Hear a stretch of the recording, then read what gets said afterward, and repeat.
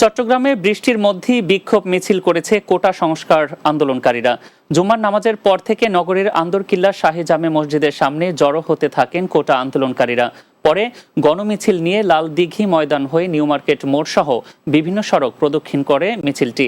আন্দোলনকে ঘিরে আন্দরকিল্লা মোড় সহ নগরীর গুরুত্বপূর্ণ মোড়গুলোতে ব্যাপক পুলিশের উপস্থিতি দেখা যায়। আন্দরকিল্লা মোড়ে পুলিশের সামনে গিয়ে অনেকেই ভুয়া ভুয়া স্লোগান দেয়, তবে পুলিশকে অনেকটা শান্ত দেখা যায়। প্রায় আধা ঘন্টা আন্দরকিল্লা মোড়ে জমায়েত হওয়ার পর মিছিল নিয়ে তারা লালদিঘি ময়দানের দিকে চলে যান। সেখান থেকে পরে নিউ মার্কেট মোড়ে গিয়ে বিক্ষোভ মিছিল করেন। আন্দোলনে কোনো বিশৃঙ্খলা বা হতাহতের ঘটনা ঘটেনি। চট্টগ্রামে বৈষম্য বিরোধী ছাত্র আন্দোলনকে ঘিরে ছাত্র জনতার গণমিছিল থেকে পুলিশ বক্সে ভাঙচুর করা হয়েছে। একই সাথে ভাঙচুর করা হয় একটি পুলিশের বাস। জুমার নামাজ শেষে আন্দরকিল্লা শাহী জামে মসজিদ থেকে জিইসি অভিমুখে যেতেই আন্দোলনকারী ওয়াসার মোড়ে এ ভাঙচুর চালায়।